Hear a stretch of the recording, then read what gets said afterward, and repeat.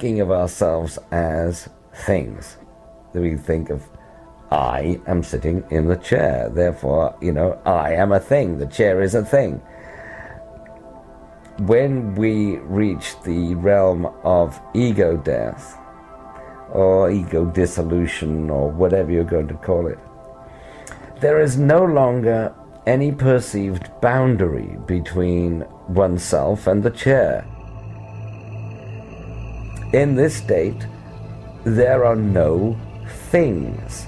There is just one continuous experience.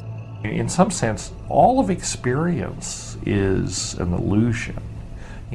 Everything that we experience in the here and now and our state of being is a hallucination, an elaborate hallucination that our brains construct. We happen to call it consensus reality.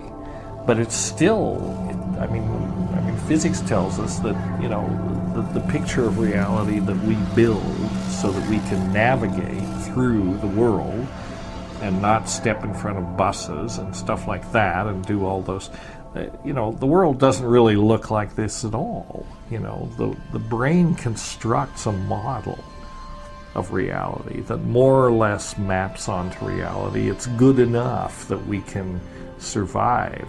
But we're focused in a kind of, constricted dimensional awareness of reality.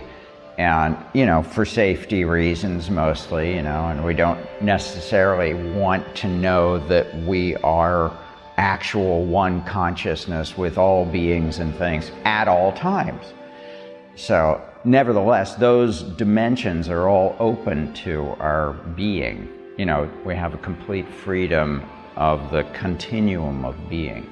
If we change the nature, we have the model and we have the real world out here and we have the sensory neural interface that's taking this information in, interpreting it, and giving us the model. If we change the nature of the sensory neural interface a little or a lot, if we substitute, say, DMT for serotonin, the model of the world that we get changes radically. And who's to say that that's any less valid than the model that, the brain constructs for, for everyday purposes?